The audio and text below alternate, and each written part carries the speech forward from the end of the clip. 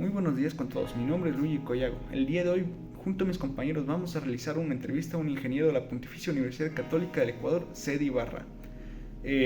Acompáñenme a introducirnos a este increíble mundo que es la ingeniería civil. Antes de empezar, debemos saber que para que un edificio logre tocar el cielo, debemos realizar un análisis sísmico. Este es muy importante para saber si la estructura va a aguantar un terremoto. Además que tenemos que saber los tamaños óptimos de los hierros, ya que son muy importantes, van a sostener la estructura. No nos podemos olvidar del cálculo de cargas vivas y muertas, esto es muy importante. Bueno, comencemos con la entrevista.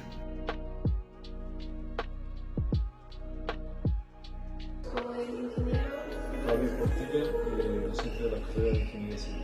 Y el día de hoy nos va a ayudar acerca de una entrevista acerca del proceso en las construcciones, lo que tiene que ver la ingeniería civil.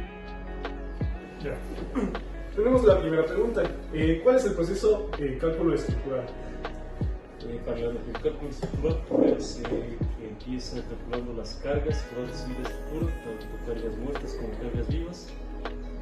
Analizar cargas y momentos, es decir, los momentos se refiere a la rotación que van a tener los elementos estructurales como son columnas, vigas, y luego se hace un análisis matricial dependiendo de la estructura que tengamos aplasticada con vigas, columnas en cada nudo, dependiendo también del análisis sísmico que se haya hecho para estructuras sismoresistentes. Listo, muchísimas gracias. ¿Para qué sirve el código ecuatoriano para la construcción? El código ecuatoriano para la construcción es un código que se lo va actualizando periódicamente. En estos años están actualizando ya el código NEC, la norma ecuatoriana de la construcción, que son normas y especificaciones técnicas que indican los límites máximos y mínimos o normas y especificaciones técnicas que deben seguir todas las construcciones para el correcto diseño, la correcta construcción y el correcto funcionamiento y mantenimiento, para evitar posibles desastres en las estructuras. Y disculpe, hablando del cálculo estructural, ¿usted cree que afecta en algo el tipo de suelo en el que se haga esta construcción?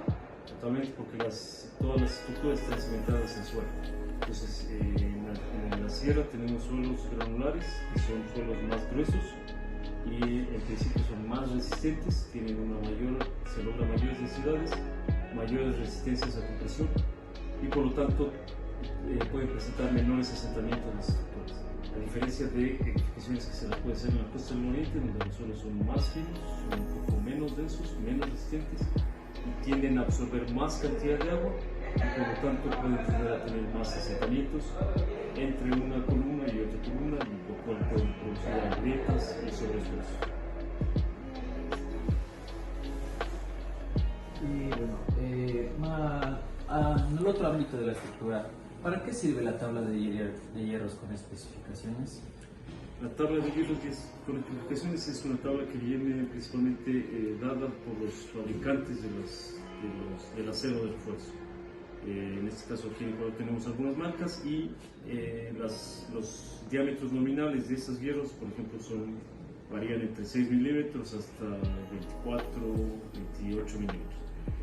¿Para qué sirve esa tabla? Para determinar más fácilmente el área que nosotros necesitamos por cada columna, por cada viga en sección transversal, con respecto al acero mínimo que necesita estos elementos para resistencia sísmica, principalmente y para soportar las cargas de flexión y tensión que tienen las estructuras.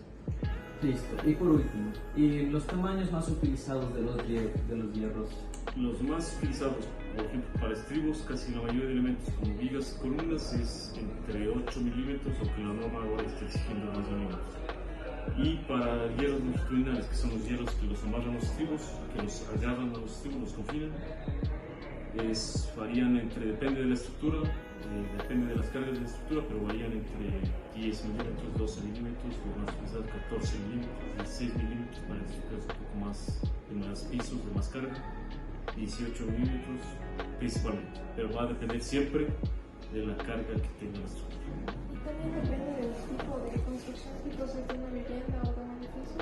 Sí, exacto, también depende de la importancia de esa edificación. Puede ser, por ejemplo, una edificación que es o un hospital, que tiene que ser más importante. Todas las construcciones son importantes, pero por emergencia un hospital, si es que hubiera un terremoto, tiene que seguir funcionando. Entonces, también depende en este caso no sería importancia, sino del tipo de edificación. Y la zona, y también de la zona sísmica, de la región sísmica en la que estamos dentro del país. Claro, ahí dependería mucho del tipo de estructura que se emplearía y también el número de pisos, ¿no es cierto? Y el número de pisos, las cargas que tengamos, el tipo de suelo, si es que está en una región sísmica o no, la importancia de la estructura, y en algunos casos, aunque no necesariamente, y puede influir también la parte económica, es decir, el costo. Muchísimas gracias por el tiempo que nos ha ofrecido. Bueno, de nada, mucho gusto.